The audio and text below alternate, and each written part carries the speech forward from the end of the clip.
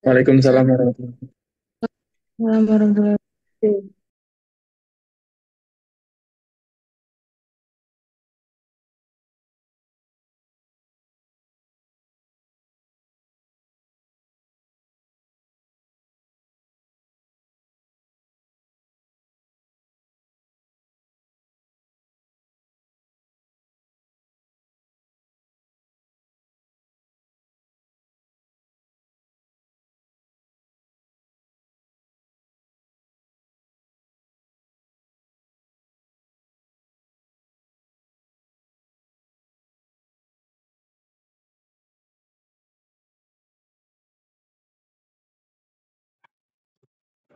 Ini baru masuk nih, nah. Serius nih baru masuk. Cek. Suaranya masuk ya di Zoom ya. Masuk, Pak. Masuk, Pak. Cek audio lagi di sini.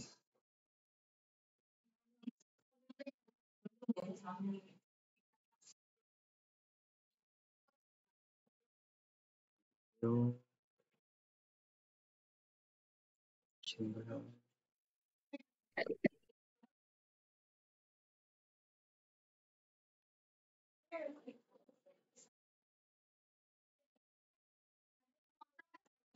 Audio.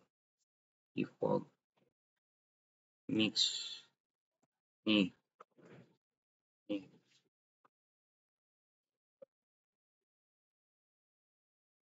Cek. Cek. Oke, masuk nih. Oke. Nanti aja ya. Terus habis ngajar ya. 100 menit lagi. 100 menit. Saya baru masuk nih. Ya. Oke. Oke semuanya. Kasih yang sudah join di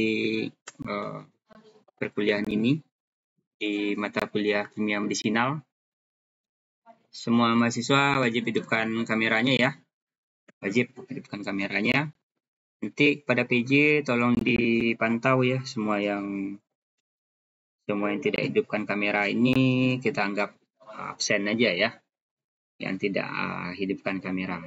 Dan wajib nampak mukanya ya. Hidupkan kameranya tuh wajib nampak mukanya. Oke? Halo, Dara Jingga, Amel, Adela, Sri Andi ya. Hersalia, Distia, Juwita Akta, semuanya wajib hidupkan kamera.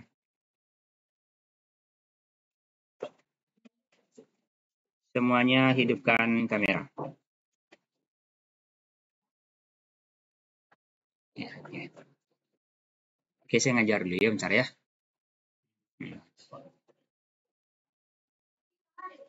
Ya, nanti aja ya, nanti aja. Ya. Oke, mohon maaf ya, barusan ada mahasiswa saya datang. Ini, ada keperluan sedikit. Tolong yang belum hidupkan kamera ini, apa ceritanya ini? Artinya mereka nggak ada di ini ya, nggak ada di ruang Zoom ya, cuman akunnya aja nih. Tolong ditampilkan wajah-wajahnya, bahwasanya orangnya ada di balik layar. Oke? Alia Kumalasari, ini gimana nih? Aulia Khairunisa, Amel, Indah Aulia. Nah, yuk. Ada nampak semuanya di sini ya. Yang tidak hidupkan kamera itu nampak semua di sini. Nampak. Nih. Apranipa, Airin.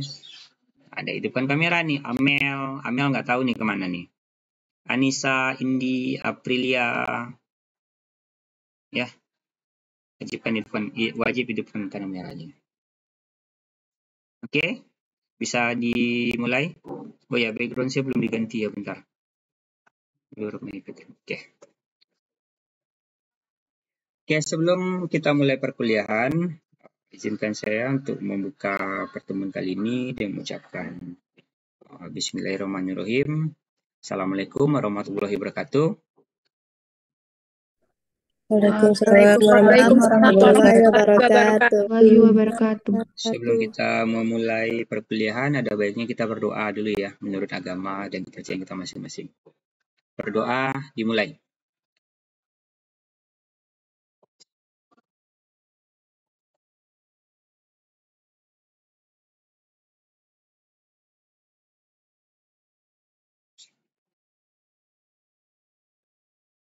Berdoa selesai. Oke, bagi yang ingin bertanya nanti di tengah-tengah sesi bisa raise hand ya. Kayak gini, kita bisa react dan raise hand kayak gini ya. Oke, bisa dipahami? Bisa raise hand aja ya.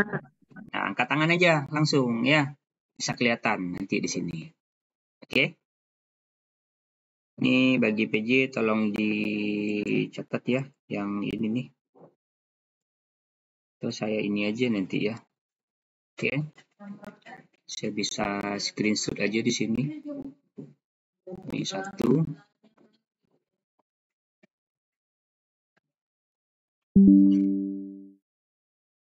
Tuh.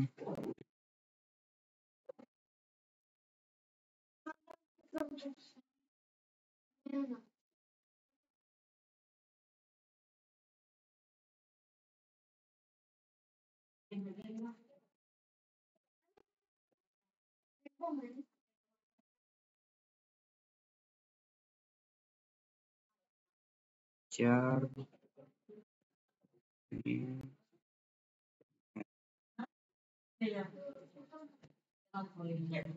Ini di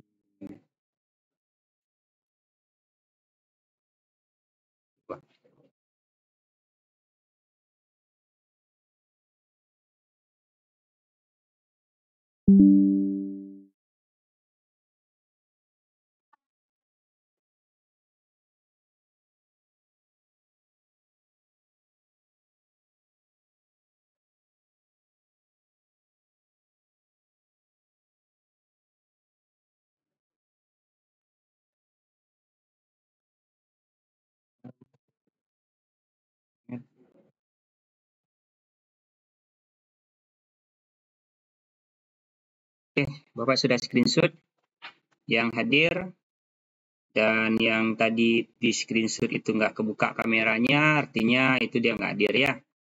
Kayak Airin nih fotonya aja nih Airin nih, saya tahu nih. Dia mencoba untuk mengelabui saya. Oke, nah nih. Airin, halo Airin. Nah, baru kebuka kameranya ya. Oke, saya nggak berfokus ke sana ya, saya berfokus ke materinya aja. Nah, bisa dicontoh nih Haris Prabowo nih. Dengan gagahnya dia duduk di depan kameranya. Halo Haris. Halo. Halo Pak, Nah, apa kabar Haris? baik Pak, Alhamdulillah. Oke, Alhamdulillah. Sebelum kita memulai perkuliahan ini, Bapak sudah bikinkan video ya, sekitar durasi 20 menit sebelumnya. Apakah video itu sudah ditonton sampai habis?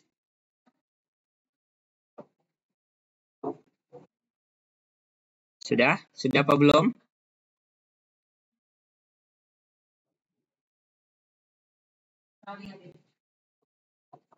Halo semuanya? Oke, artinya nggak ada yang nonton videonya ya? Nggak ada yang nonton videonya ini. Nggak ada yang merespons ya.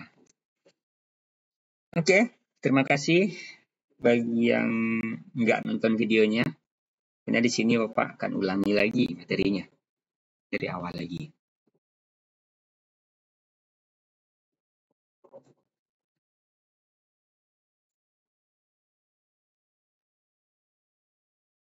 Oke, ini adalah topik 10 ya.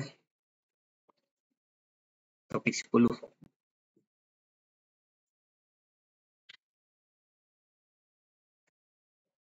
Nah, ada yang joget-joget juga, joget-joget TikTok tuh.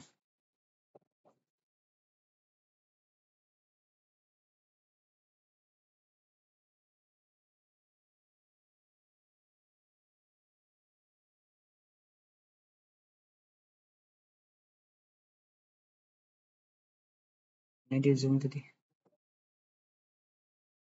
Oke, share screen.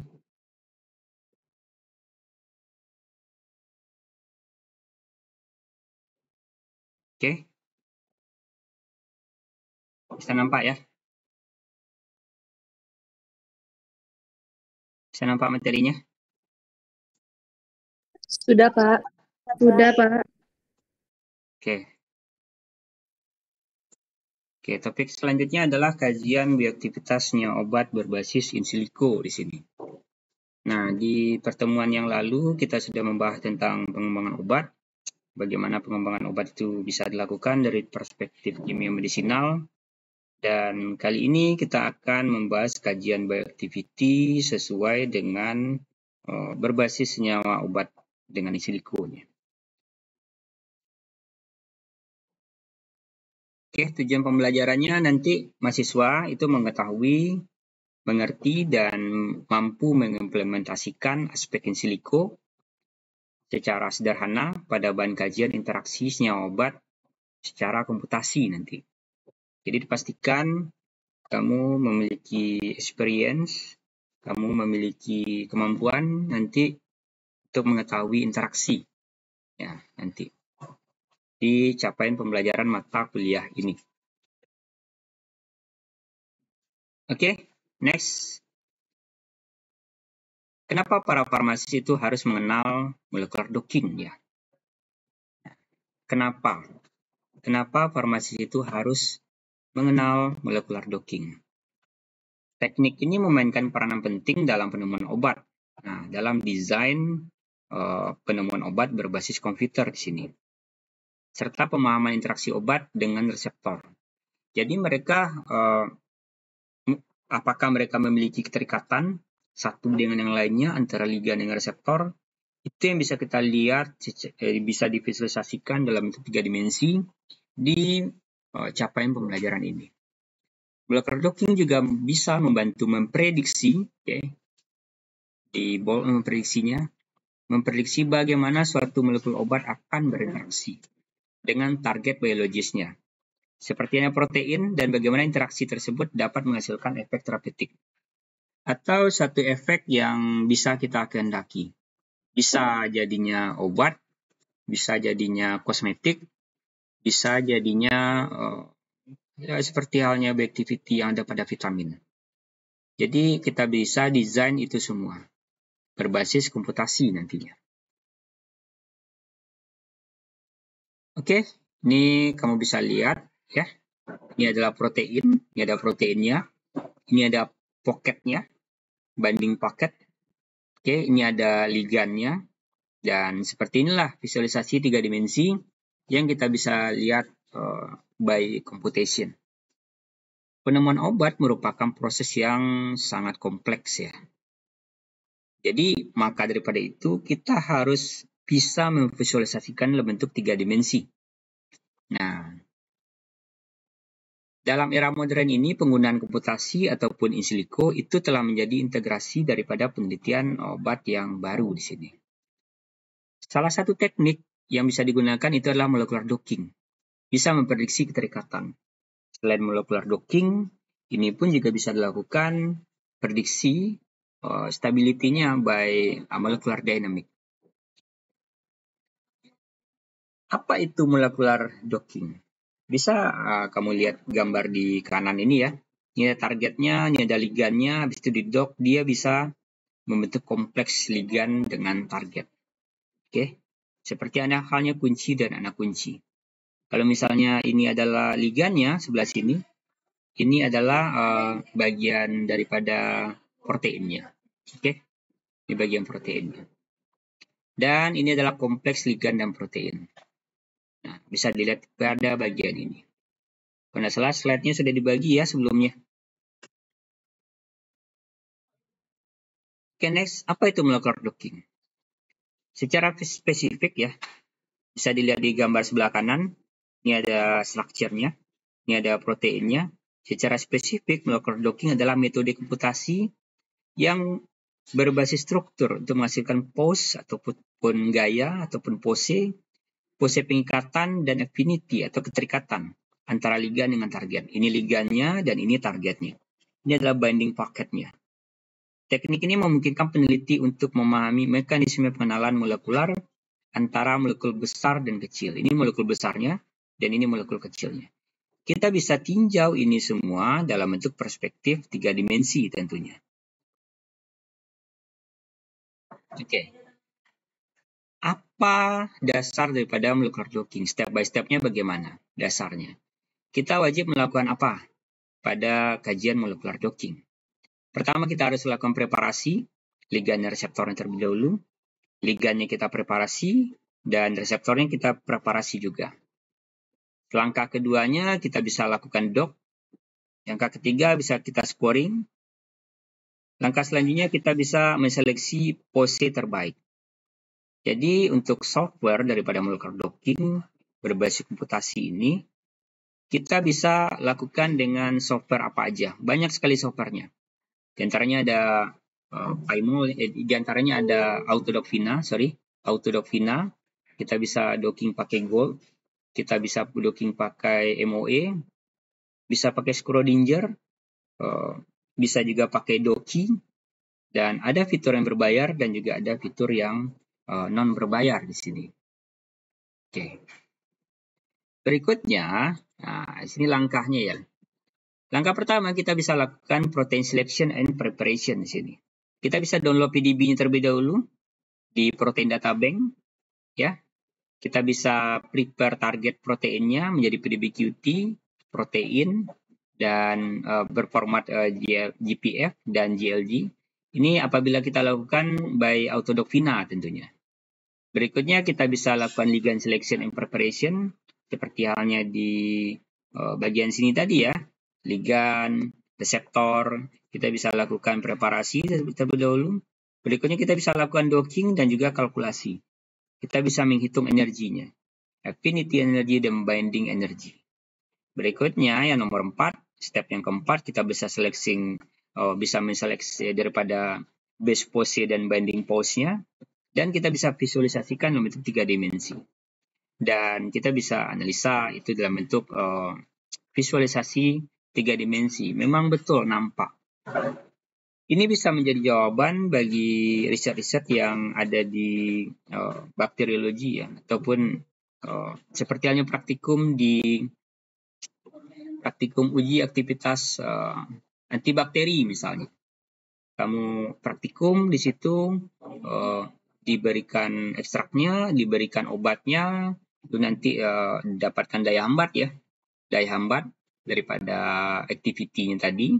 Lalu berikutnya kita bisa lihat berapa zona hambatnya gitu kan. Tapi kita tidak benar-benar tahu ini bagian yang mana yang terikat. Bagian mana yang berinteraksi. Yang kita tahu dari Champetri itu hanyalah bagian Champetri tadi dia memiliki daya hambat. Ya, ada zona daya hambatnya. Bisa kita ukur pakai jangka sorong. Ya. Namun keterikatannya kita tidak bisa kaji lebih dalam di situ.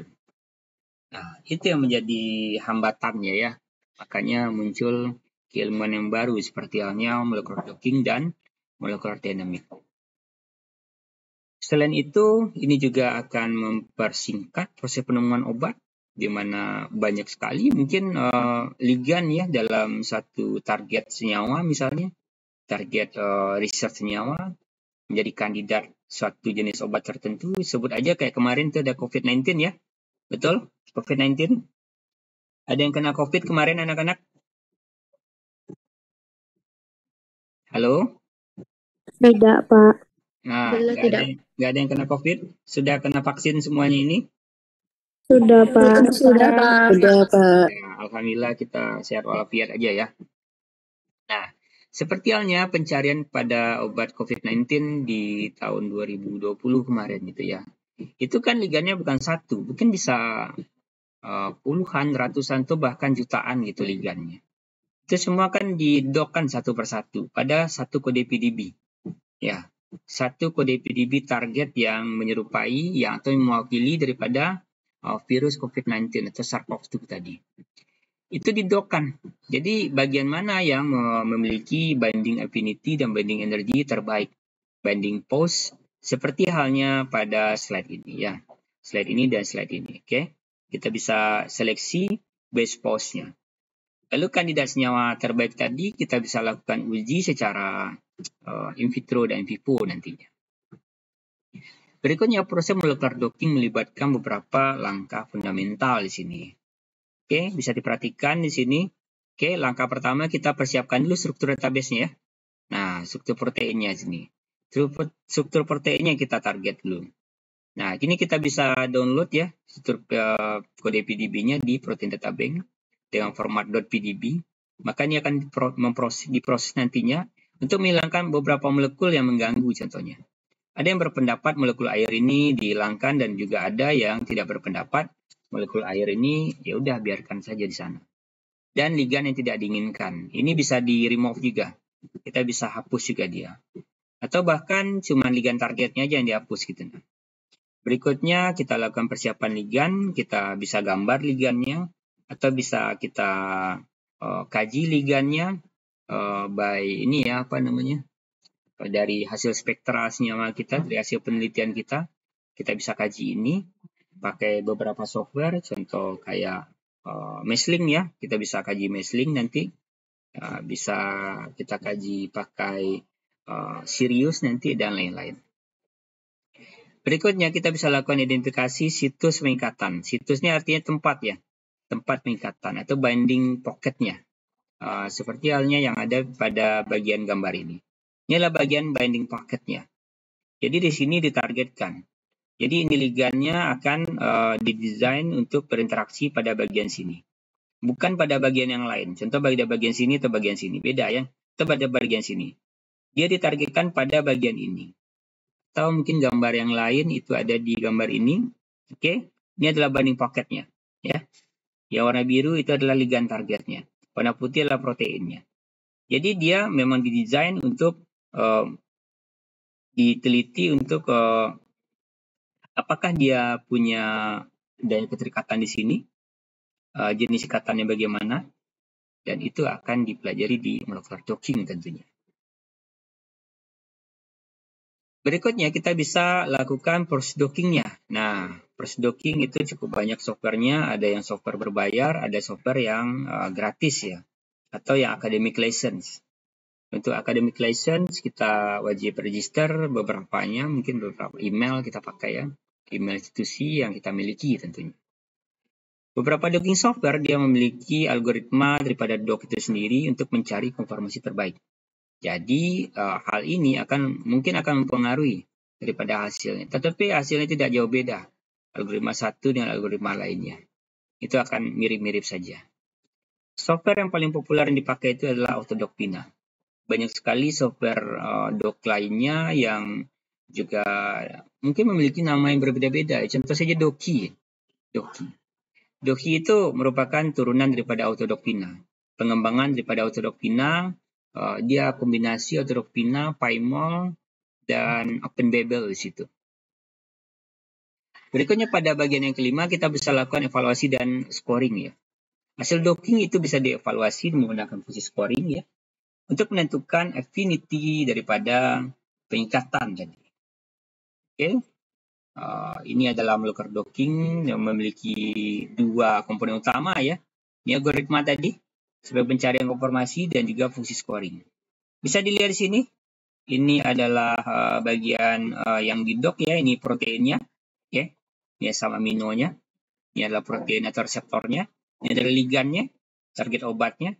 Dan ini adalah kompleks protein ligan. Oke. Hasil docking bisa di scoring nanti. Ada beberapa jenis scoring method ya, bisa dipakai, bisa dock, bisa LLDock, bisa AutoDock ya. Yang paling populer digunakan itu adalah AutoDock ya, dengan softwarenya AutoDockPina. Algoritma pencarian daripada konformasi itu akan bertanggung jawab mengeksplorasi ruang konformasi ligan dengan site aktif ataupun situs aktif pengikatan protein. Sementara itu untuk fungsi scoring dia akan mengevaluasi kualitas pose pengikatan dengan prediksi affinity daripada energi ikatan. Jadi ini akan saling mendukung ya, satu dengan yang lainnya di sini. Bisa dilihat pada gambar ini. Oke. Beberapa jenis molecular docking software berdasarkan flexibility-nya. Ada yang rigid dock ya. Rigid artinya kedua bagian tadi dia tidak bergerak ya, tidak ada flexibility ya, dia kaku, rigid. Baik protein maupun ligannya dia bersifat kaku ya. Berikutnya ada semi flexible dock, itu ligan fleksibelnya sedangkan proteinnya yang kaku di sini. Berikutnya flexible docking, baik protein maupun ligannya dapat berubah konformasi. Jadi dia sangat-sangat fleksibel sekali. Bisa menggambarkan keterikatan dengan lebih real tentunya. Banyak peneliti menggunakan semi flexible docking dan flexible docking pada hasil riset ataupun kajian mereka lakukan secara in silico tentunya. Oke, bisa dilihat di sini, ini adalah rigid dock ya. Untuk kategori rigid dock, bagian ini tidak bergerak sama sekali. Oke, proteinnya nggak bergerak dan ligannya pun juga tidak bergerak. Ini pada bagian yang sama ya. Oke, ini flexible dock. Itu bagian ligannya fleksibel, sedangkan proteinnya kaku. Oke, ligannya berubah dan proteinnya kaku. Sementara yang ketiga ya, yang oke, ada gambar di sini. Kalau yang flexible dock, keduanya mampu bergerak. Oke, bisa kita lihat secara visualisasi 3 dimensi tentunya nanti. Next, itu ada jenis-jenis molecular docking berdasarkan informasi structure-nya. Itu dibagi menjadi 2 bagian aja ya utamanya. Namun di peneliti lainnya itu ada yang membagi menjadi 3 bagian. Ya, secara umum itu dibagi 2. Ya. Pertama adalah SBDD atau Structure Based Drug Design. Jadi structure-nya yang menjadi patokan di situ. Dia menggunakan struktur 3 dimensi protein target. Biasanya pada penelitian SBDD yang menjadi target acuan itu adalah structure yang kita dapatkan. Kita bisa dockingkan, bisa evaluasi scoring docking tadi dengan beberapa kode PDB ya, yang mewakili indeks terapi ataupun kajian terapi dari terapi daripada penyakit tertentu contohnya. Oke, sedangkan yang satu lagi itu adalah ligand based drug discovery ataupun drug design, ligand based drug design. Ini mungkin ligannya hasil daripada sintesa biasanya, ya, sintesa kimia. Jadi dia sudah dapatkan ini adalah ligannya contohnya ya. Ini bagian ini adalah ligannya dan dia ingin cari tahu peneliti tadi. Ini senyawa saya yang sudah saya lakukan identifikasi, sudah saya lakukan sintesa, itu efeknya bisa jadi obat apa? Bisa dilakukan by LBDD ataupun ligand based drug design di sini. Kita bisa lakukan kajian pharmacophore modeling dan juga bisa lakukan quantitative structure activity and relationship. Nah, bagian ini sudah diajarkan sama Bu Yulianis kan sebelumnya ya. Sudah apa belum? Halo? Halo? Ya, Pak. Sudah apa belum?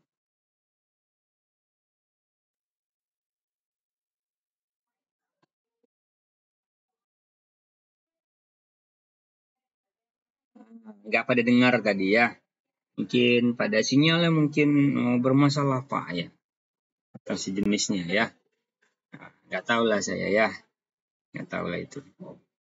Oke. Oke, sebelum saya lanjut ke slide selanjutnya, saya ingin berikan penguatan kepada para mahasiswa saya dulu. Kenapa docking ini penting ya? Kenapa harus ngedocking gitu ya? Karena ini bisa melakukan simplify daripada riset-riset yang ada di farmasi.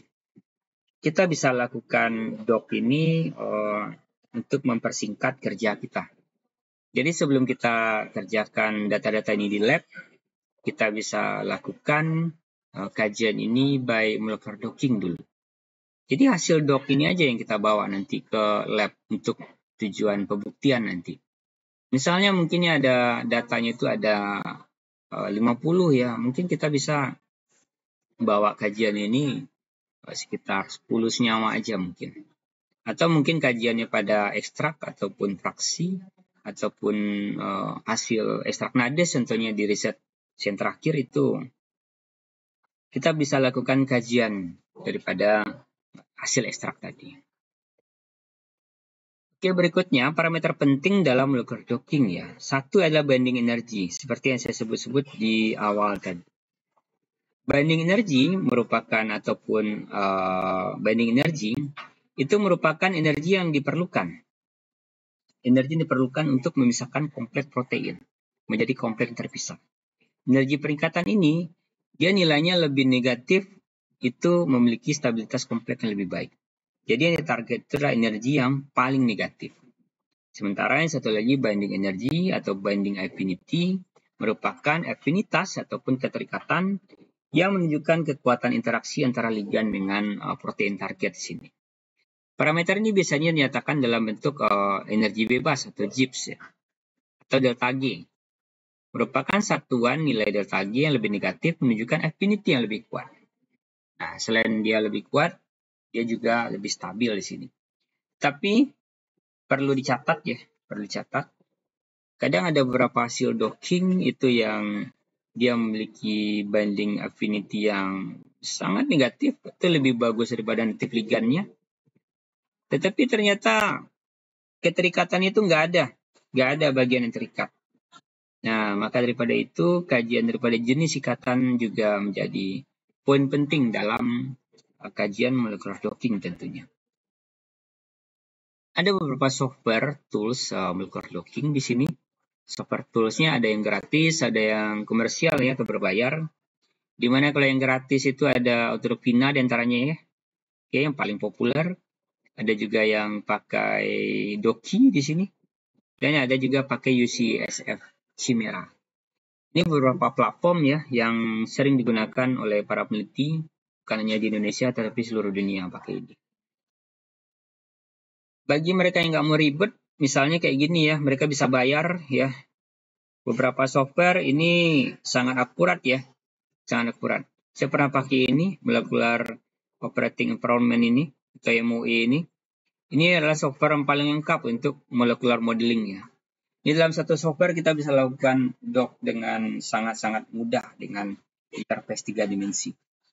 Dan ini harganya sangat-sangat mahal, makanya saya nggak pakai lagi ya. Apalagi untuk kebutuhan publikasi kita wajib cantumkan license pada setiap software yang kita pakai tentunya. Oke, nanti di pertemuan 13 kali ya, 13, 14, 15 kita nanti akan visualisasi docking dengan menggunakan Doki nanti. Oke, ada beberapa database penting yang kita bisa pakai untuk kajian struktur protein. Dan juga ada database penting untuk struktur kimia di sini. Database struktur protein itu kita bisa pakai Protein Data Bank ya. Yang paling populer itu Protein Data Bank dari PubChem. Dia bisa sediakan semua yang ada di sini. Oke, ada juga yang dari hasil eksperimen dan juga ada hasil daripada homologi ataupun simulasi 3 dimensi komputasi. Oke, berikutnya juga ada database senyawa kimia ya. Di sini Bapak tuliskan hanyalah PubChem, ada SNBL, di sini ada juga zinc database. Nah, ketiga database ini dapat mendukung riset kajian tentunya. Selain itu juga ada TCMSP untuk kajian senyawa yang ada pada tumbuhan tentunya, ekstrak tumbuhan, dan juga ada KNAPSAK, nanti kita juga akan bahas di pertemuan selanjutnya tentunya. Oke, di sesi terakhir jangan pernah berhenti untuk berinovasi. Karena perkembangan teknologi itu sangat-sangat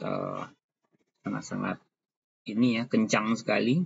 Dengan adanya AI sekarang, percepatan teknologi ini akan sangat membantu sekali. Kalau menurut Bapak, sangat membantu sekali.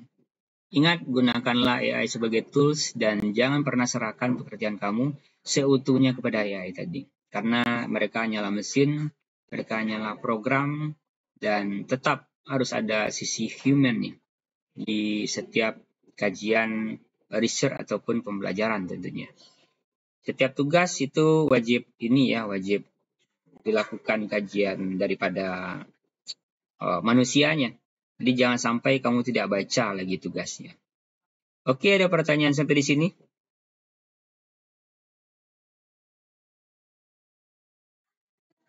Ada pertanyaan? Tidak? Kita bisa lanjut ke sesi berikutnya. Berikutnya kita lakukan sesi diskusi lagi. Ya, kita lakukan sesi diskusi. Ya, Pak. Kalau ada Iya, pertanyaan Kak. silakan raise hand. Silakan raise hand. Keep up your hand. Oke. Ada pertanyaan?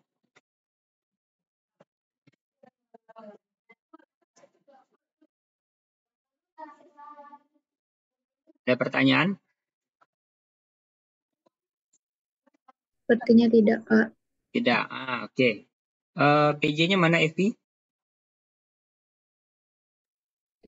Halo, Evi. Iya, Pak. Oke, Evi.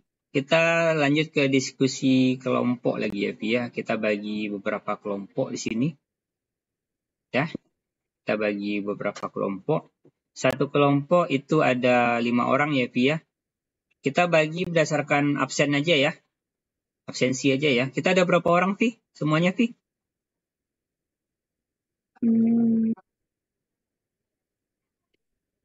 Sekarang 51, Pak.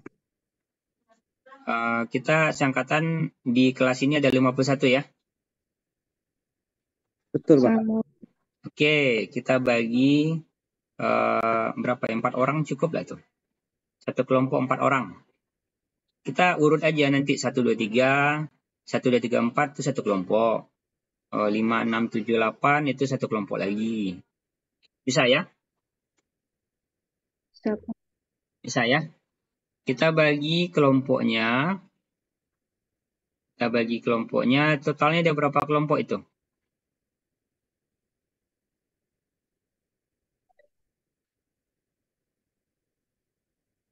Halo?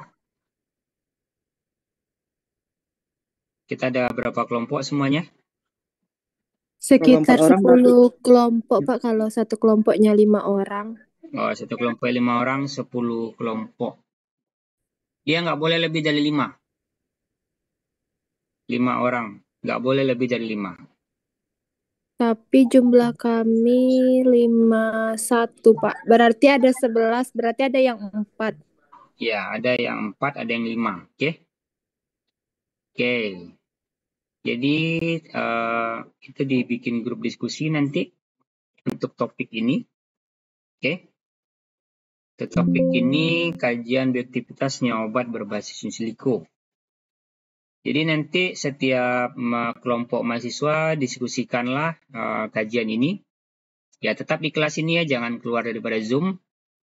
Jangan keluar. Nanti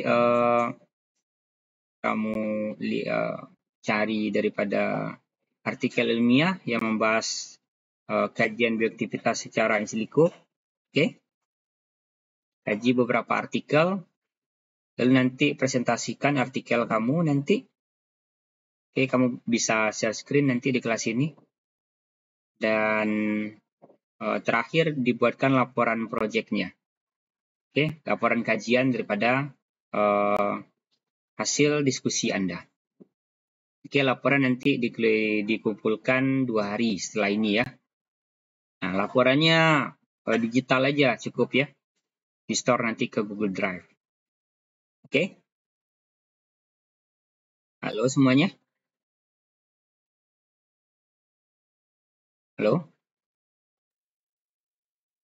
Ya, Pak. Nah, dikumpul nanti ke Google Drive ya. Oke, Bapak berikan waktu 20 menit untuk kamu diskusi. Ya, Bapak berikan kamu waktu 20 menit untuk diskusi. Oke, silakan pakai link Zoom ini. Tapi jangan keluar ya. Kita akan lanjutkan sesi diskusi nanti 20 menit lagi. Setelah 20 menit nanti setiap kelompok presentasi ya hasil diskusi mereka. Atau mungkin 20 menit kelamaan kali ya. Bisa 10 sampai 20 menit lah. Ya, terima kasih. Ada pertanyaan?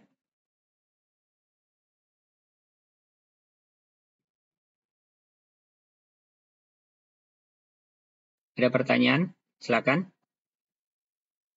Laporan proyeknya itu gimana ya, Pak? Laporan proyeknya kayak makalah gitu. Kayak laporan, ya. Laporan makalah, ya. Oke, tulis nama kelompoknya siapa, apa hasil daripada diskusinya, dan dituangkan di sana. Hasil pembelajaran terkait dengan kajian bioaktivitasnya obat berbasis in silico ini.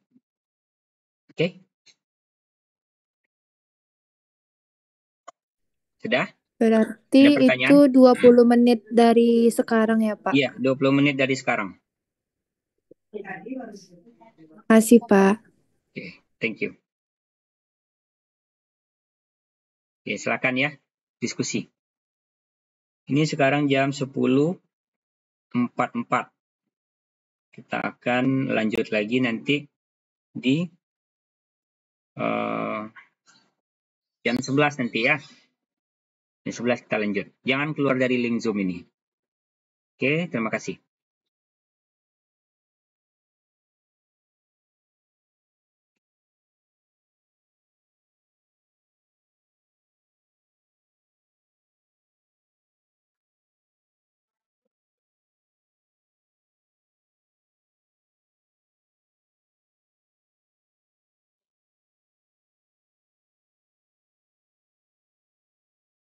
Mungkin bisa WhatsApp nanti anggota grupnya bikin WhatsApp gitu ya. Nah, Haris siapa kelompoknya Haris? Haris kelompoknya siapa Haris?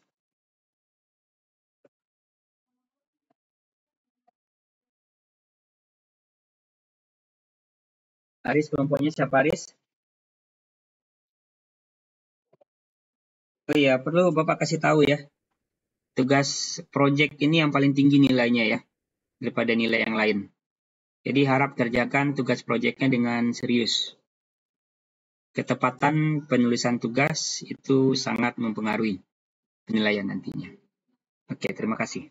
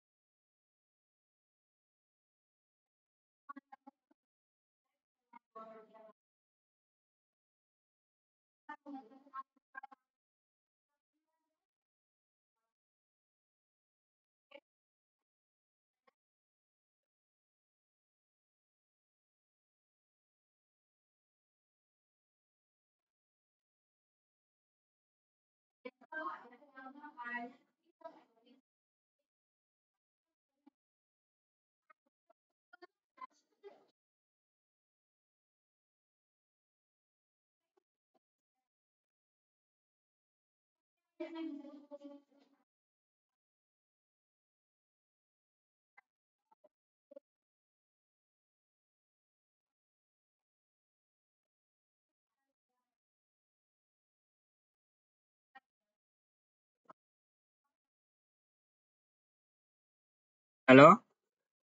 bisa diskusi?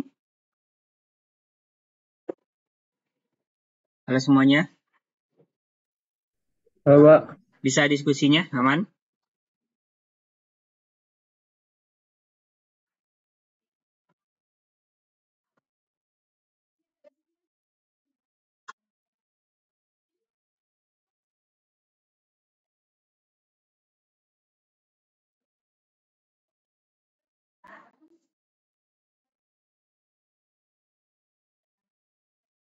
Ini yang tidak aktif kameranya diskusikan ya.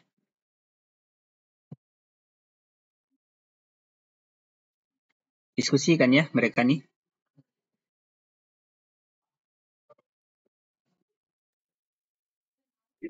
Iya, Pak, sedang berdiskusi. Ya, silakan diskusi dulu, silakan.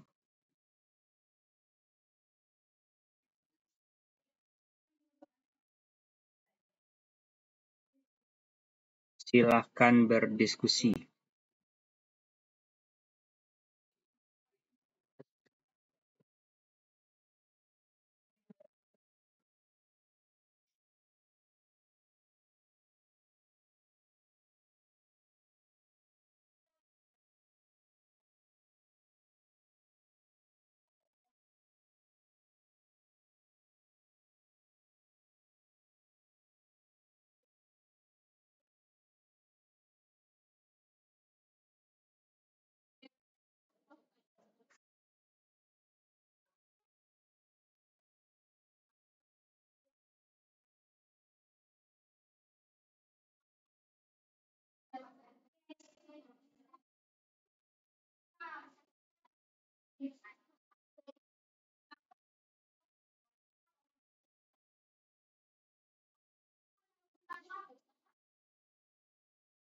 Oh iya, nanti hasil pembelajaran ini Bapak juga akan upload nanti ke YouTube ya, untuk dokumentasi.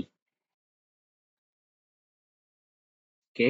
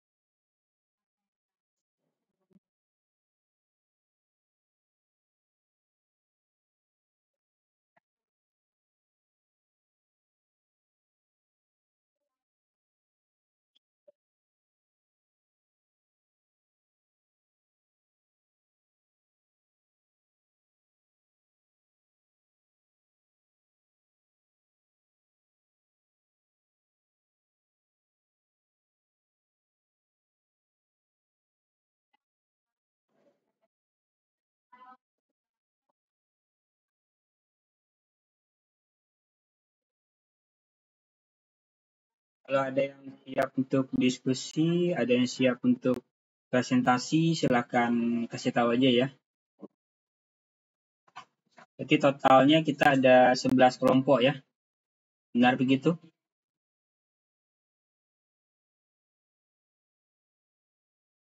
Halo? Halo Evi? Evi mana Evi? Iya, Pak. Totalnya kita nanti ada 11 kelompok ya, Vi? Iya, Pak. Oke.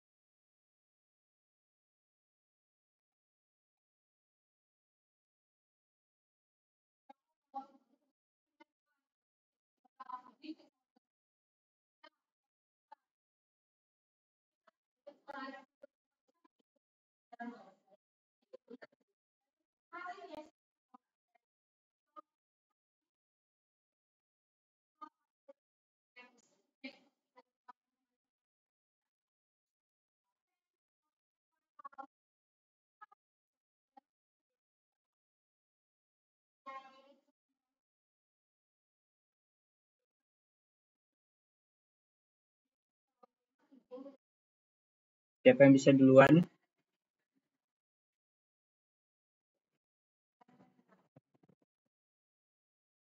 Ini terlihat ya yang benar-benar diskusi di sini.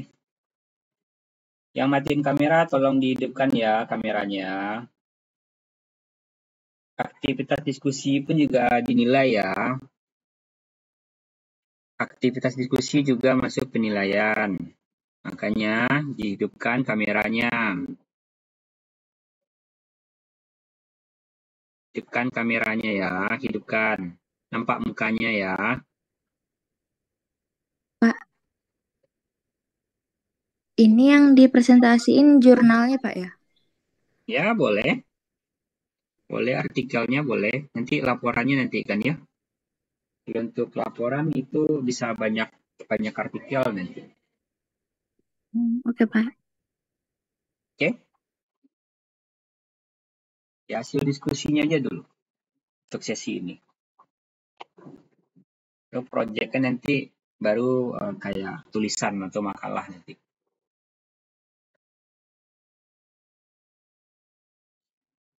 Untuk project kan nanti jangan sampai ada satu aja artikelnya ya. Tulis saja beberapa. Tapi yang jelas dia memiliki line daripada jenis terapi tertentu. Misalnya satu antiinflamasi, ya antiinflamasi juga gitu ya. Dan jangan sampai overlapping ya antara kelompok 1, kelompok 2, dan kelompok 3. Jadi jangan sampai sama artikel yang disitasi ya. Jangan sampai sama. Itu potensi ya, copy paste itu sangat mungkin untuk bisa dilakukan. Oke, jadi tugasnya harus orisinil, oke? Oke, siapa mau duluan? Dika kayaknya lah siap nih Dika. Ya Dika. Bentar Pak, bentar lagi Pak. Nah, mantap. Nanti ada progresnya itu. Ini Alia gimana nih Alia? Masih diskusi?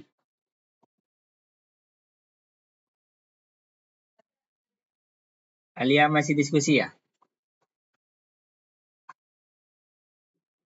Diingatkan sekali lagi. Masih Pak. Tolong dibuka kameranya ya.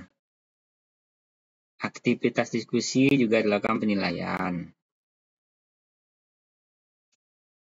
Nilai aktivitas diskusi juga lumayan besar.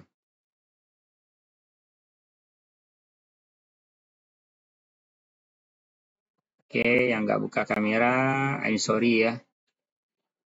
Nah, di sini nggak ada yang mau mencoba membuka argumen ya. Untuk Bapak bisa masukkan sebagai nilai aktivitas, nilai keaktifan nggak ada. Nggak ada yang mengambil nilai keaktifan. Nggak ada. Nggak ada yang mengambil.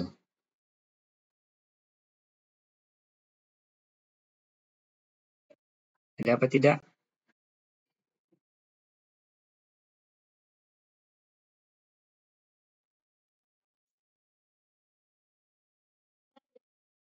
Coba, Bapak ingin tanya sesuatu sedikit ke kamu ya.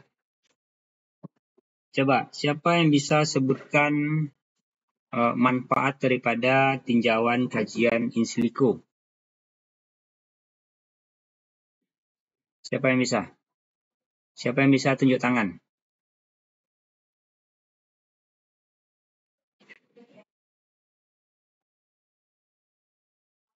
Coba sebutkan manfaat daripada kajian obat secara in silico. Siapa yang bisa?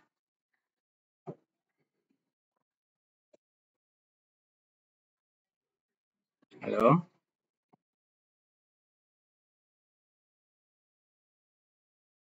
Gak ada yang bisa?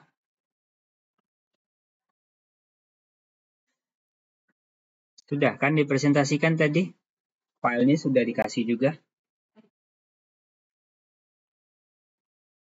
Manfaat dari tinjauan bioactivity secara in silico.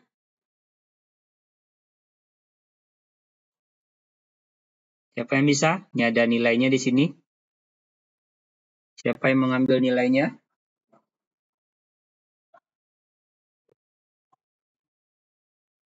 Halo?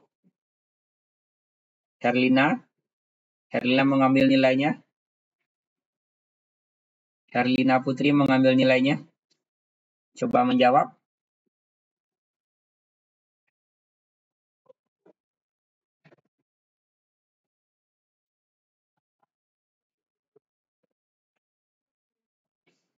Nah, hilang kameranya langsung ya. Arya, mau coba jawab, Arya?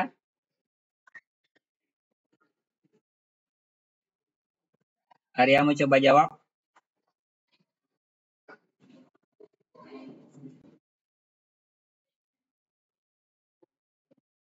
Atau Griska?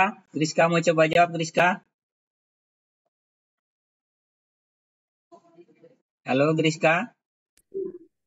Bentar ya Pak, lagi bagi-bagi poin Pak. Oke.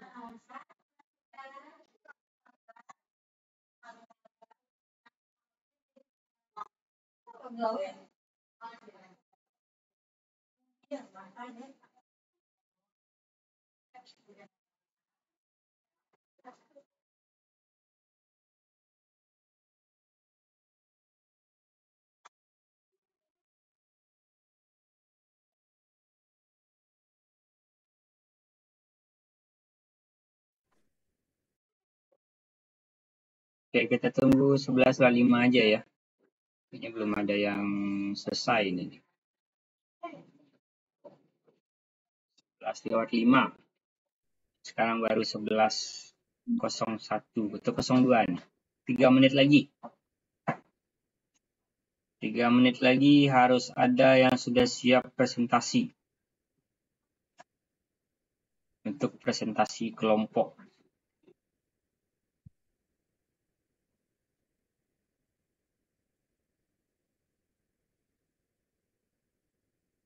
Pak, Oke, Alia? ini kelompoknya ada yang 10, Pak. Terus yang satunya ada 6 orang, Pak. Itu boleh apa tidak, Pak? Nggak boleh. Kelompoknya maksimal 5. Oke, Pak. Maksimal 5.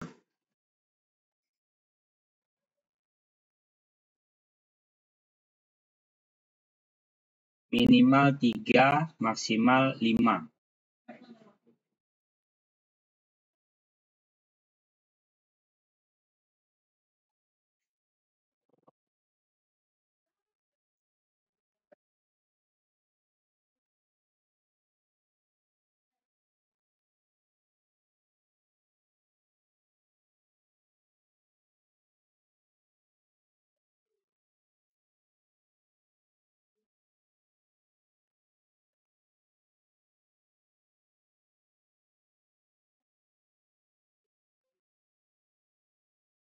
Kecepatan daripada tugas itu sangat mempengaruhi ini nanti ya, penilaian akhir nanti. Jadi tugasnya tidak hanya dikumpul, juga tugasnya harus tepat. Oke, tepat sasaran.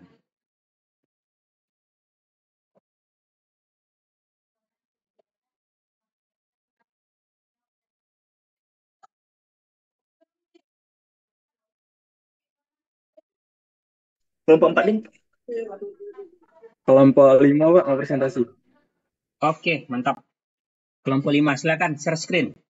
Haris, Bentar Pak ya, kita lain. silakan.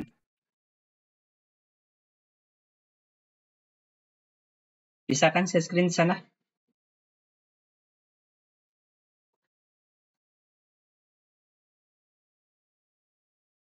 Bisa ya share screen?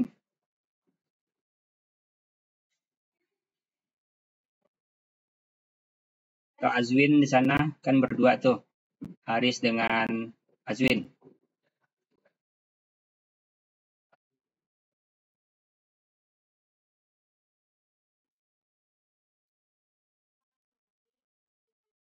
Kalau di HP presentasinya harus dalam bentuk PDF ya. Kalau PPT itu nggak bisa. Oke, bisa. Oke, silakan. Nah, iklan pula dulu nih. Oke, bisa di zoom ya. Coba di zoom dikit. Nah.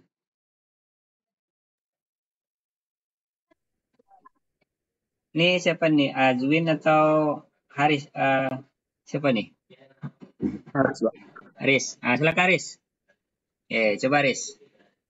Baik, Assalamualaikum warahmatullahi wabarakatuh. Waalaikumsalam warahmatullahi wabarakatuh. Kami dari kelompok 5 Tekpar akan membawakan kimia medisinal dengan jurnal yang berjudul Kajian in silico daun singkai atau Peronema canescens dalam menghambat enzim lanosterol 14A demetilase jamur Candida albicans. Nah, hasil dari dockingnya langsung tampilin hasilnya, Pak ya. Pakai pendahuluan lah dikit ya. Oke. Nah, dia ngapain riset ini? Coba cerita aja dikit. Nah, jadi jamur Candida albicans merupakan salah satu jamur yang sering menginfeksi manusia, lebih dari 70% jamur genus Candida. Penyakit infeksi yang diakibatkan oleh jamur Candida albicans disebut dengan candidiasis. Jenis infeksinya termasuk dalam golongan infeksi opportunistik. Candida merupakan jamur parasit yang menyerang bagian mukosa pada tubuh yang ada di dalam mulut, saluran pernafasan, pencernaan, dan juga vagina. Antibiotik yang biasa digunakan untuk mengobati candidiasis adalah golongan azol. Kasus resistensi obat di antara patogen ini menjadi lebih sering, serta membutuhkan pengembangan obat baru dan pemahaman yang lebih baik tentang enzim yang ditargetkan. Lanoterol 14A demetilase adalah enzim sitokrom P450 yang diperlukan untuk biosintesis sterol dalam sel eukariotik dan target tertentu dari patogen jamur yang dapat digunakan sebagai interaksi antar molekul reseptor ligan. Tumbuhan sungkai termasuk dalam salah satu tanaman etnobotani yang dimanfaatkan oleh suku Dayak di Kalimantan Timur.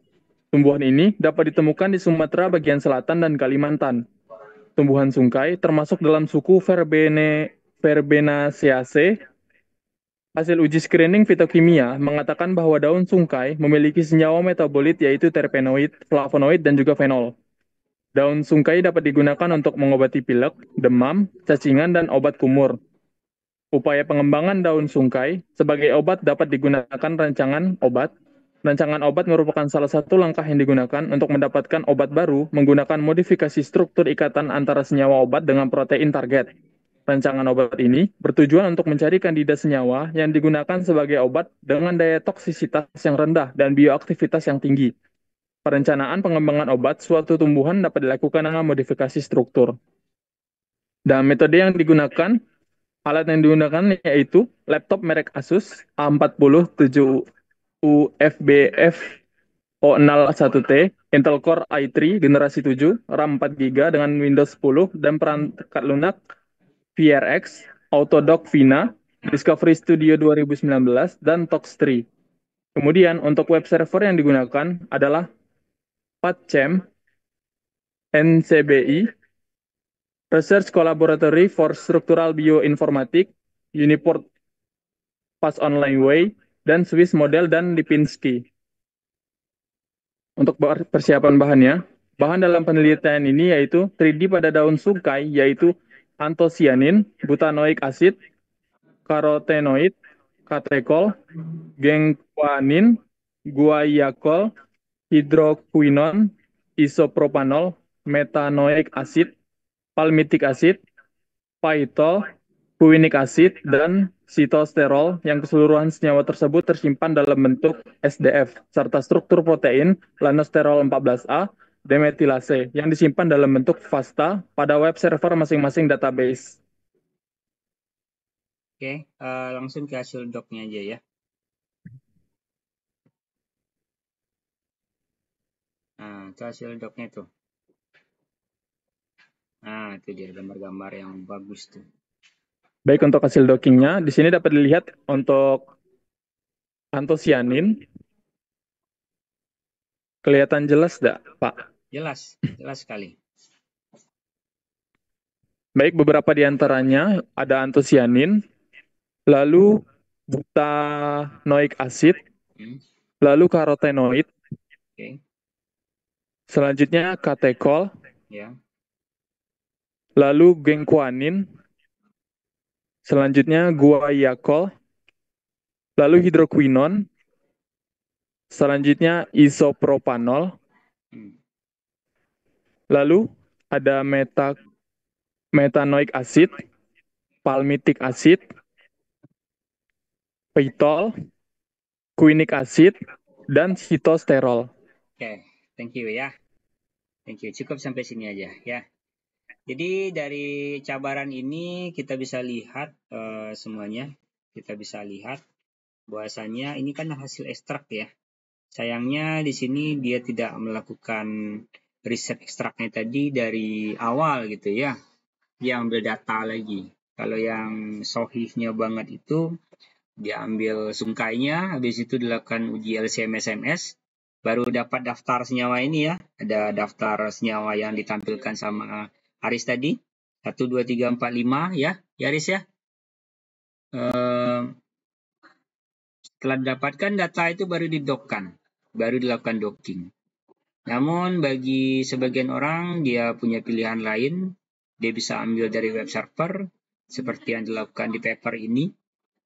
Kamu bisa lakukan kajian ini secara lebih mendalam tentunya lagi ya, tanpa harus masuk lab di sini. Kalau nggak masuk lab ya kita bisa pakai data library. Kalau masuk lab kita bisa pakai data LCMS-MS. Tapi kalau Pak Rizky lebih pro ke masuk lab aja ya. Kita ambil sampelnya, lakukan uji data LCMS-MS, dan lakukan docking selanjutnya. Oke, thank you Aris. Sama Azwin di situ ya Aris ya. Baik, kami akhiri. Terima kasih sudah mendengarkan. Oke. Wassalamualaikum warahmatullahi wabarakatuh. Waalaikumsalam warahmatullahi wabarakatuh. Oke, selanjutnya siapa yang mau presentasi lagi? Silakan. Cukup inti-intinya aja ya. Maaf, izin Pak. Oke, silakan Arya. Kelompok kami tadi ya Pak. Oke, Arya kelompok berapa? Kelompok 5 Pak. Nah, sudah tadi.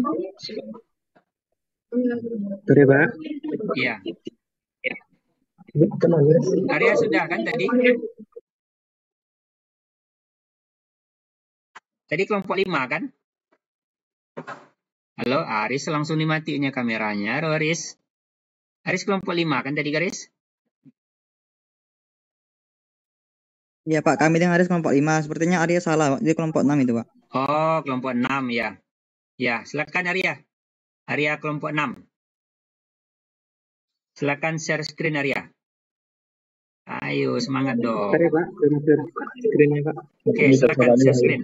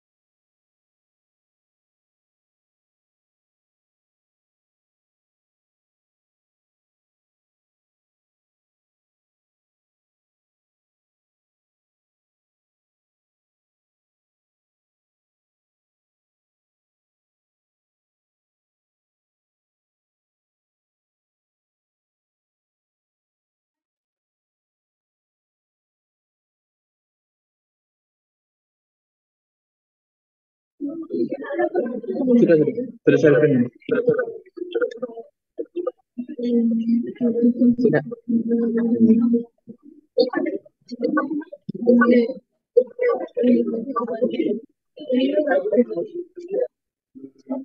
Langsung kita mulai. Bismillahirrahmanirrahim. Assalamualaikum warahmatullahi wabarakatuh. Waalaikumsalam warahmatullahi wabarakatuh. Waalaikumsalam warahmatullahi wabarakatuh. Sebelumnya izinkan perkenalkan diri, saya selaku moderator, saya Arya Abdillah Iksan dengan NIM 23482010/9 dan di sini saya tidak sendiri.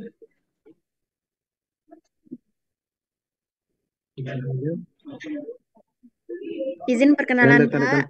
Ya, Perkenalkan nama saya Cut Sriatul Mardia dengan NIM 2348201057 dari kelompok 6. Izin memperkenalkan diri Pak, nama saya Ernanda Fitri dari 28 dari kelompok 6. ya. Izin memperkenalkan diri Pak, nama saya Marsha Putri Kananda dengan NIM 2482054 dari kelompok 6 Pak. Oke.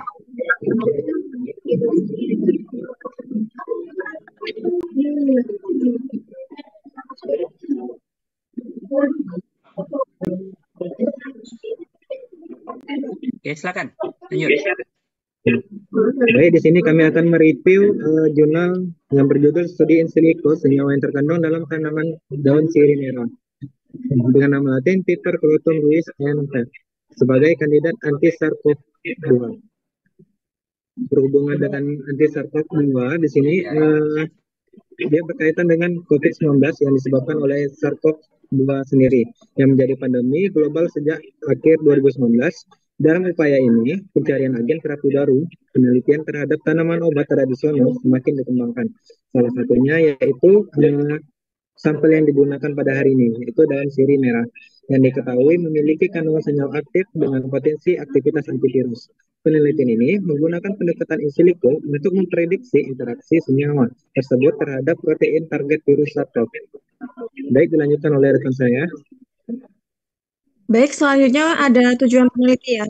Untuk tujuan penelitian ini untuk mengevaluasi potensi dari Peter Croton nanti metode molekuler reseptor protein target virus 5 R7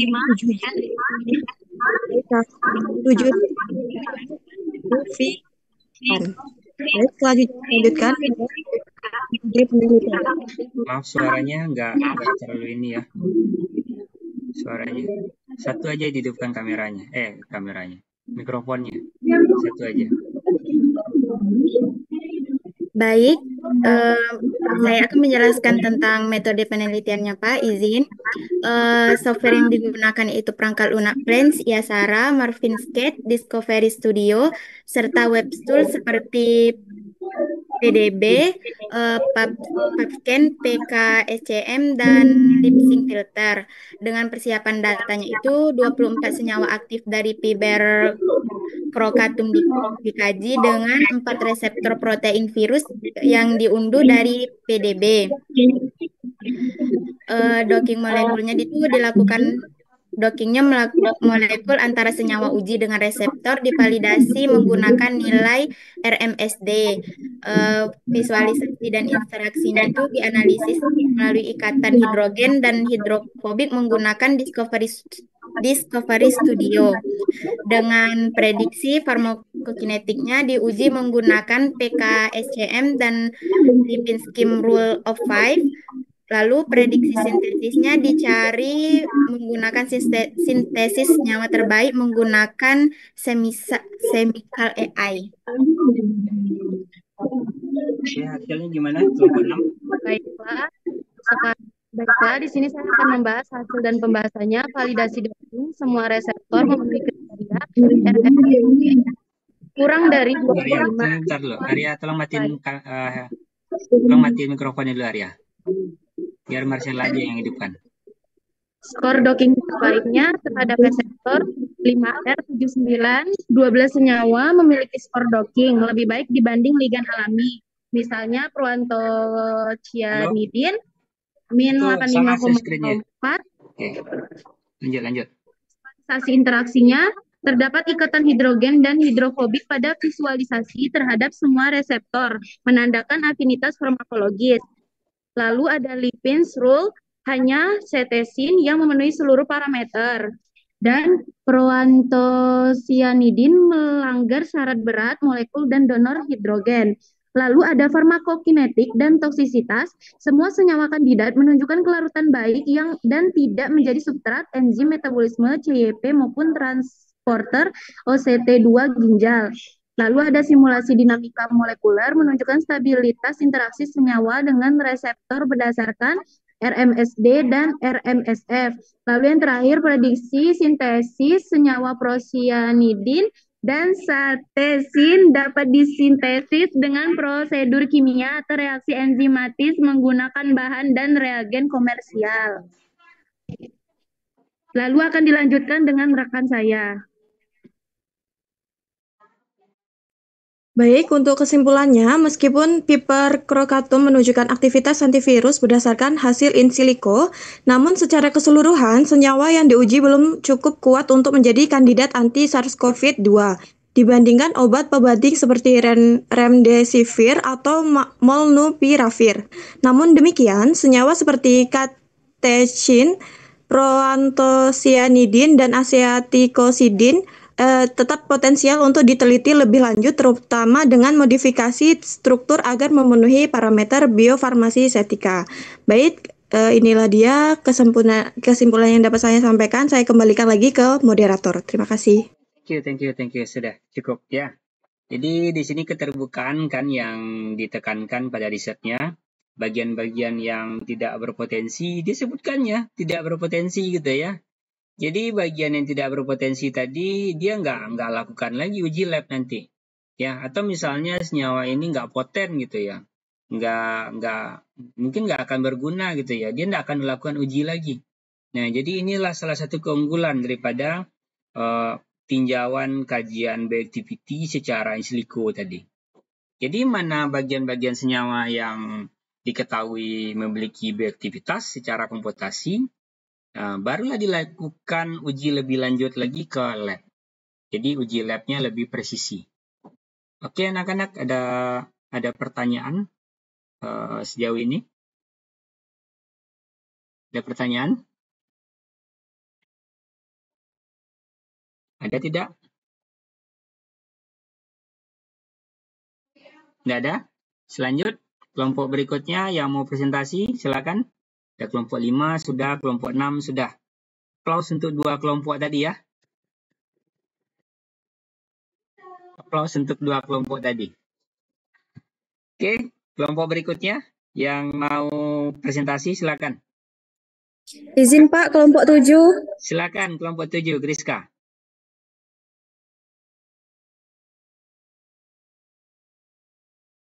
Oh ya, kalau bisa nanti kasih tahu ya dulu siapa aja kelompoknya. Nama-nama kelompoknya. Oke, silakan Griska.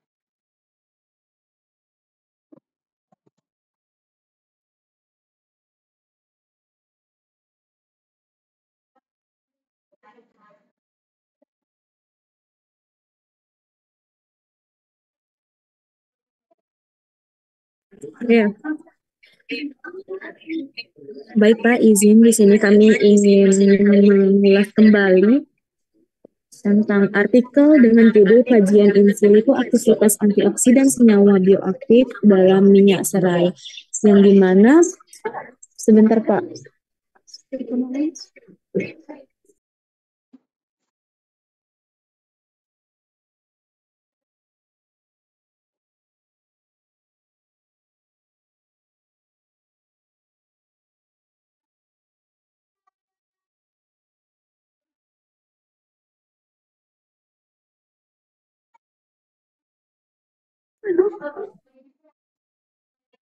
Halo, ada kesalahan teknis kah?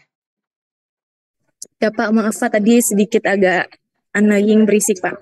Oke, jadi artikel ini sebelum kita mengulas bagaimana hasil dari penelitiannya, kemudian metode yang digunakan, perlu kita tahu bahwa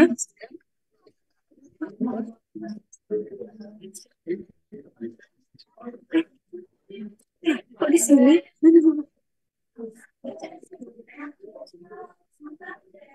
Dalam hal ini kita mengidentifikasi stres oksidatif yang dimana ini adalah merupakan penyebab utama dari penyakit degeneratif seperti sindrom metabolik, kanker maupun penyakit inflamasi yang dimana ini merupakan salah satu jalur molekuler yang terlibat dalam pertahanan tubuh terhadap stres oksidatif dari aktivasi KEAP yang dimana KEAP ini sendiri adalah protein yang terkait dengan ECH yang mirip dengan COX-1 yang merupakan protein yang memainkan peran penting dalam mengatur respons seluler terhadap stres oksidatif dan elektrofiliknya.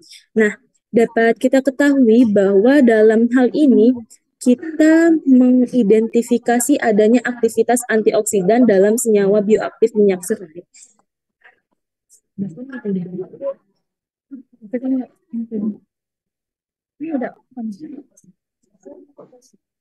Baik, kemudian adapun metode yang digunakan dalam penelitian ini yaitu metode dengan menggunakan molecular docking berbasis in silico untuk menilai afinitas interaksi antara senyawa ligan dan protein target. Nah, sampel senyawa ligannya itu ada 37 di metil, Tolong kemudian di share satu. screen ya. Rizka, tolong share screen. Udah, Share screen. udah Pak, udah sudah Pak. Nggak muncul di sini. Benar, sudah di share screen. Di share screen sama akun Halisna. Belum ya? Sepertinya belum di share screen ya. Giovanni nggak lihat kan? Sebentar bilang Pak. Bentar Pak.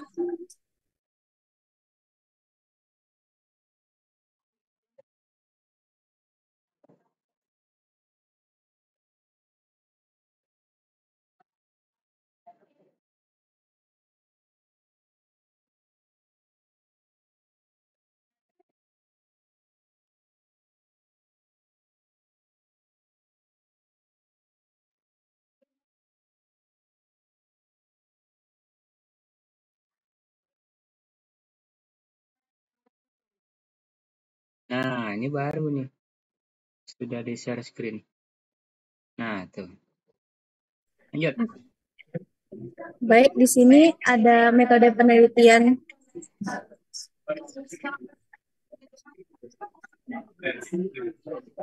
Metode penelitian yang digunakan di sini adalah molecular docking, di mana berbasis in silico untuk menilai afinitas interaksi antara senyawa ligan dan protein target, di mana sampel senyawa ligan itu ada 3,7 dimetil, kemudian 1,36 oktatrine, kemudian ada D-channel, kemudian elomol, selina 6N4-ol, kemudian keempat senyawa ini diperoleh dari database PubChem dan diproses menggunakan software PYRX 0.8. Untuk target proteinnya itu ada KIP1 dengan kode PDB5CGC diunduh dari protein data bank atau PDB. Analisis itu diinteraksi menggunakan Discovery Studio versi 19.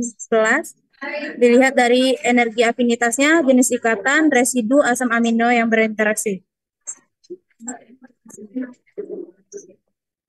Adapun hasil penelitiannya yaitu hasil docking yang menunjukkan bahwa semua senyawa memiliki afinitas ikatan dengan KEAP1 yang mengindikasikan potensi sebagai inhibitor jalur NRF2 atau KEAP1. Adapun yang ditandai dengan nilai afinitas negatif itu menandakan interaksi yang stabil, semakin rendah atau lebih negatif maka semakin kuat afinitasnya. Yang dimana pada senyawa selina itu menunjukkan afinitas ikatan terbaik yaitu min 7,2 kilokalori per mol, meskipun elemol menunjukkan jumlah interaksi hidrofobik yang lebih tinggi. Interaksi hidrofobik dan hidrogen mempengaruhi kekuatan dan kestabilan ikatan ligan protein, sehingga dapat disimpulkan bahwa penelitian ini menunjukkan pada keempat senyawa dari minyak serai memiliki potensi sebagai antioksidan alami dengan mekanisme kerja menghambat protein KEAP1 sehingga dapat meningkatkan aktivitas NRF2 dan ekspresi gen antioksidan dalam sel. Metode molekular docking in silico itu terbukti efektif dalam menyaring senyawa aktif secara virtual sebelum pengujian lanjutan secara in vitro ataupun in vivo yang dilakukan. Sekian, Pak. Terima kasih. Oke, thank you ya. Yang sudah presentasi barusan kelompok 7 ya. Oke, sayangnya di sini nggak ada nampak gambarnya ya, gambar struktur keterikatannya. Oh iya ini ada, tapi nggak jelaskan tadi. Nah, itu kan ada ligannya kan sama proteinnya tuh. Nah, kelihatan. Itu sayang sekali nggak dijelasin tadi. Oke, selanjutnya. Kelompok berikutnya. Siapa yang mau presentasi lagi? Kami Pak, kelompok 11 Pak. Silakan, kelompok 11. Silakan share screen. Kelompok 11. Kasih tahu dulu ya siapa aja anggotanya. Iya Pak. Oke.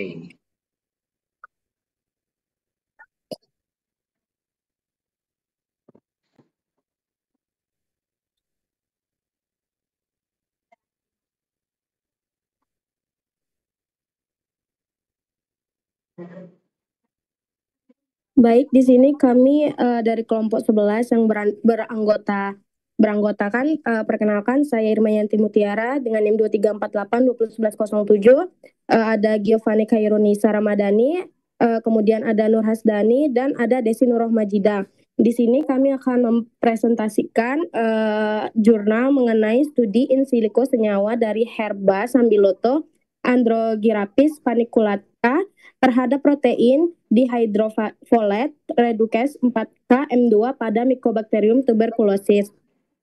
Hasil penelitian ini menunjukkan bahwa dari 16 senyawa aktif dari tanaman Sambiloto yang diuji melalui metode molekular docking, 3 senyawa yaitu apigenin, 7-O-metilowogonin, dan wogonin memiliki potensi besar sebagai agen antibakteri terhadap Mycobacterium tuberculosis dengan nilai banding affinity berturut-turut sebesar minus 5,80 hingga minus 6,59 kilokal-mol dan konstanta inhibisi dalam kisaran 14,84 hingga 55,87 mikrometer.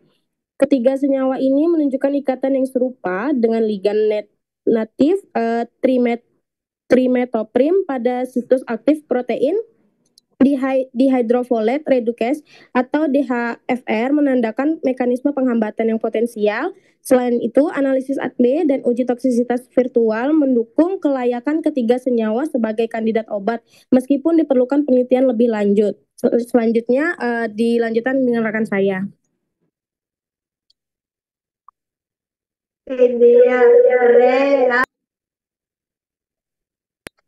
Baiklah, selanjutnya di sini ada metode penelitian. Aplikasi yang digunakan itu ada web server, webcam. Web server yang digunakan untuk pencarian struktur ligan yang diunduh dalam format SDF. Protox web server digunakan untuk memprediksi toksisitas. PKCSM web server yang digunakan untuk melihat ADME dari suatu ligan uji. Protein data bank web server yang digunakan untuk pencarian reseptor.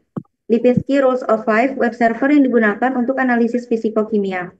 Yang kedua, perangkat lunak atau software, Chem3D Pro, digunakan untuk meminimalisasi energi ligan uji dan mengubah file dengan format CDX menjadi format PDB. Autodock Tools digunakan untuk molecular docking serta preparasi ligan dan reseptor. Yang terakhir, Discovery Studio dari 2016 yang digunakan untuk preparasi reseptor dan visualisasi asam amino.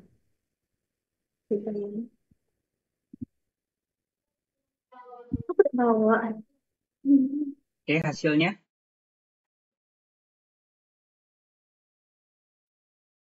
Hasil penelitian menunjukkan bahwa dari 16 senyawa aktif dari tanaman Sambiloto yang diuji melalui metode molekular docking, 3 senyawa yaitu apigenin, 7-O-metilwogenin, dan wogenin memiliki potensi terbesar sebagai agen antibakteri terhadap Mycobacterium tuberculosis dengan nilai binding affinity berturut-turut. Ketiga senyawa ini menunjukkan ikatan yang serupa dengan ligan natif trimetoprim pada situs aktif protein dihidrofolat redukase atau DHFR, menandakan mekanisme penghambatan yang potensial. Mana?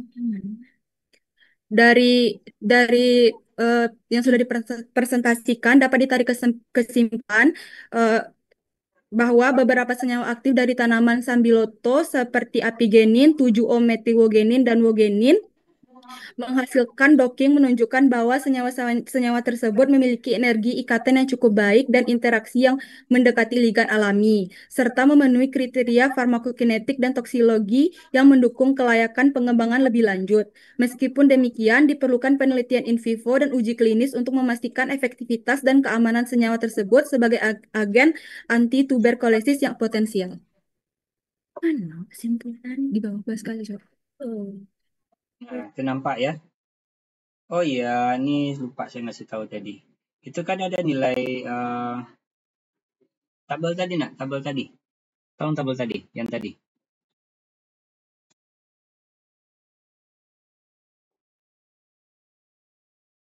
Tabel nilai keterikatan tadi.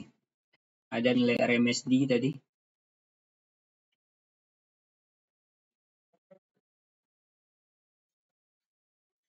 Mana dia tadi? Rodmin,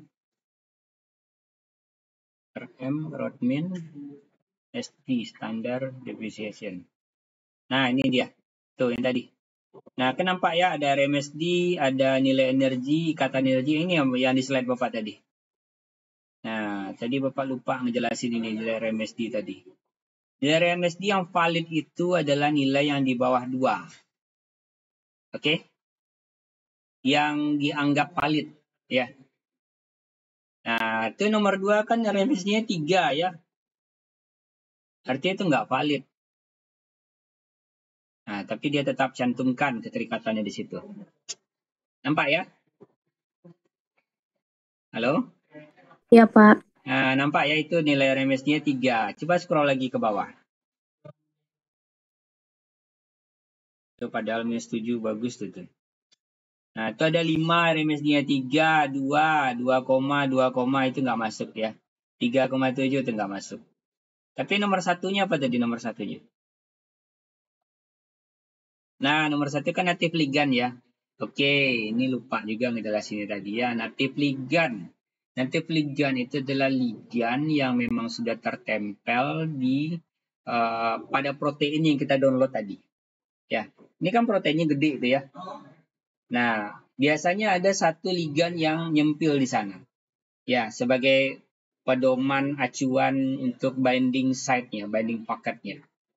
Nah, ligand yang menjadi acuan itu disebut dengan native ligand. Oke, bisa paham di sana?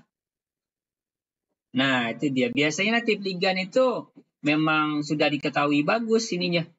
Bagus energi keterikatannya. Memang sudah diketahui bagus. Nah, itu dia native ligand. Oke? Ini jenis keterikatan pun juga ada ya.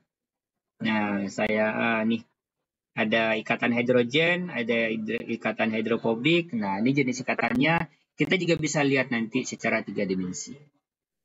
Oke? Lanjut kelompok berikutnya. Bagus. Bapak izin, Pak. Satu lagi mungkin ya, satu lagi. Silakan, Pi. Waktunya udah mau habis. Waktunya Iya. sudah habis, Pak. Waktunya ini baru 1 jam 34 menit. Kita masih ada 6 menit lagi. Nih, Bapak punya catatan di sini. Iya, ada 6 menit lagi di sini. Bapak juga rekam kok pakai OBS. Nanti kita bisa lihat videonya di YouTube ya. Oke, satu kelompok lagi yang mau presentasi, silakan. Izin, Pak. Silakan Dinda. Kami kelompok 8 mau Oke, presentasi. Ini Sebentar ya, Pak. presentasi terakhir nih. Silakan, Din. Iya, Pak. Sebentar, Pak. Ya.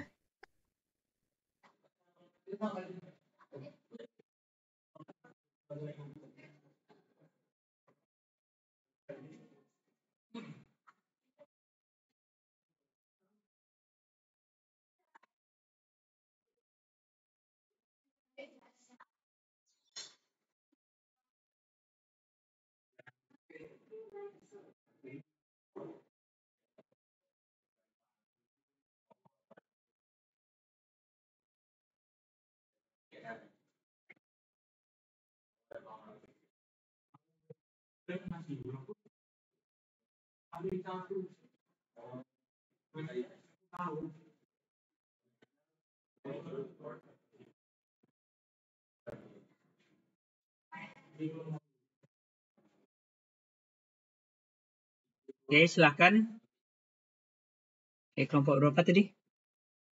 Kelompok 8, Pak. Ya, sebutkan dulu ya nama kelompoknya, nama-nama orangnya, Din. Silakan, Din.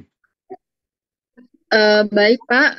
Saya perwakilan dari kelompok 8. Di sini ada saya sendiri, Dinda Octavia, ada Evi, terus ada Vera, Maharani, dan juga ada Khairatun Najwa Salsabila. Di sini kami akan mempresentasikan judul dari yang kami ambil itu tentang studi in silico senyawa bioaktif daun sirih. Nah, sebagai anti kolesterol pada reseptor HMG CoA reduktase. Nah, di mana kita tahu kalau HMG CoA ini adalah reseptor pada sintesis untuk kolesterol. Nah, di sini itu tanaman sirih ini berpotensi sebagai efek farmakologis dalam mengatasi kolesterol nih. Bisa teman-teman lihat pada artikel ilmiah yang kami share di sini untuk melakukan analisis potensi senyawa, kita menggunakan sistem molekuler dari docking ataupun in silico ya Pak, di mana di sini kita mengetahui ikatan antara ligan dan reseptor. Nah, teman-teman mungkin Evi bisa ke bawah di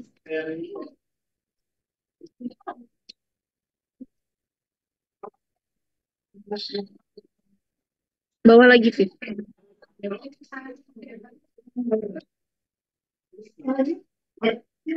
Evi, langsung ke struktur.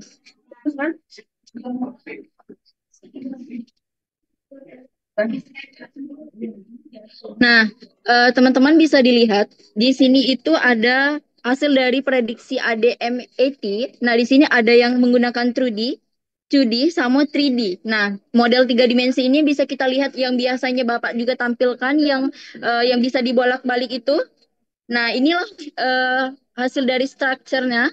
Bisa teman-teman lihat di situ ada carvacrol, ada cavikol, ada eugenol, ada hidroksikavikol, dan juga simvastatin. Nah, simvastatin ini ya salah satu contoh obat untuk kolesterol. Nah, data ini diperoleh dari nilai yang terendah yang dimiliki oleh senyawa, yaitu di mana 18,4093 nanometer per detik. Nah, nilai tersebut itu menunjukkan senyawa itu memiliki permeabilitas yang rendah juga. Nah, di dalam hal ini penyerapannya itu di mana nilai tertinggi itu dimiliki oleh Extragol, yaitu 5890 yang menunjukkan permeabilitasnya yang lebih baik. Next, Epi.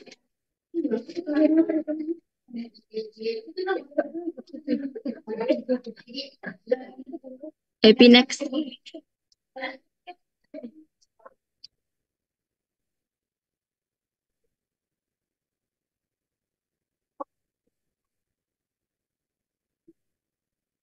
Epi sebelum.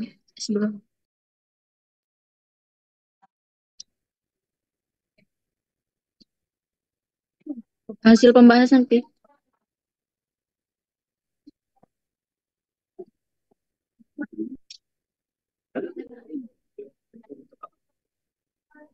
Nah, sebenarnya teman-teman sebelum di struktur tadi ini ada hasil dan pembahasan. Sebenarnya data-data yang diperoleh itu bukan hanya dari structure tadi, juga di sini ada hasil prediksi. Nah, di sini bisa dilihat nama-nama senyawa, di mana berdasarkan hasil ini tertera di tabel 1 itu semua uji itu memenuhi aturan yang namanya Lipinski, sehingga zat aktif itu diformulasikan dari bahan alam yang dapat dibuat dengan sediaan oral. Nah, di mana syaratnya itu dibuat dalam 5 aturan Lipinski adalah berat molekul yang kurang dari 500. Nah, kemudian untuk prediksi dari ADMET tadi di bagian structure itu dilakukan untuk menghindari kegagalan dalam pengembangan dan juga penemuan obat. Makanya kita menggunakan di sini yang namanya molekuler dari docking tadi. Dia supaya kita tuh lebih untuk menemukan obat atau merancang obat itu menjadi lebih efektif dan juga aman. Lanjut ke kesimpulan, Epi.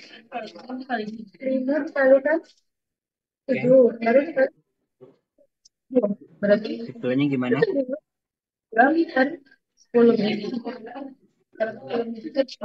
Nah, jadi dari presentasi singkat saya ini, mungkin saya langsung menyimpulkan saja, di mana dari studi in silico ini, yang dilakukan itu menggunakan screening pharmacophore.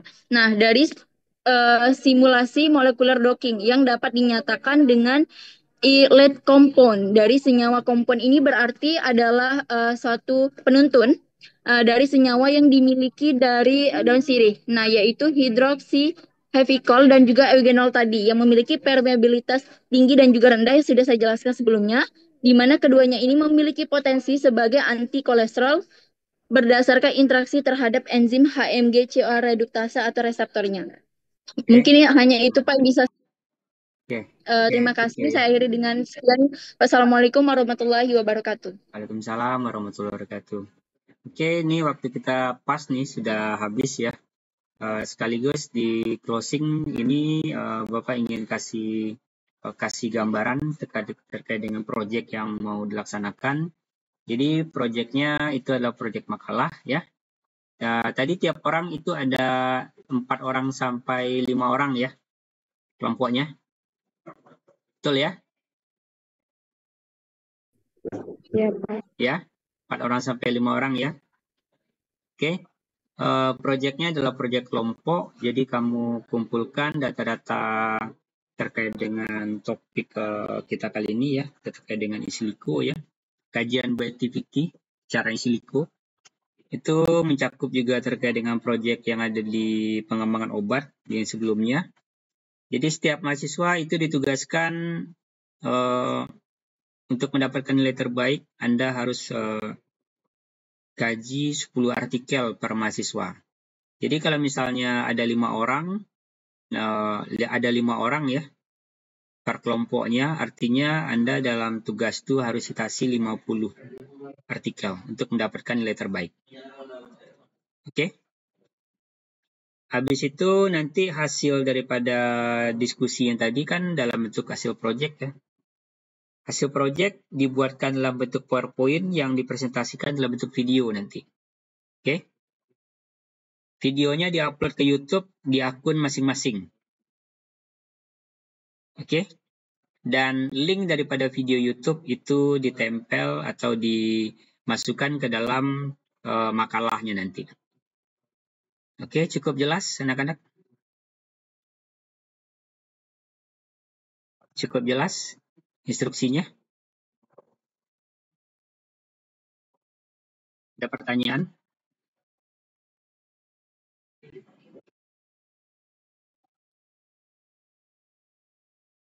Kalau misalnya kurang jelas, mungkin bisa diputar aja video ini nanti ya di YouTube ya. Halo, ada pertanyaan? Enggak, Pak. Cukup jelas ya? Pak. Iya, Pak. Oke, terima kasih semuanya. Bapak akhiri perkuliahan kita kali ini dengan mengucapkan alhamdulillahirabbil. Assalamualaikum warahmatullahi wabarakatuh. Waalaikumsalam warahmatullahi wabarakatuh.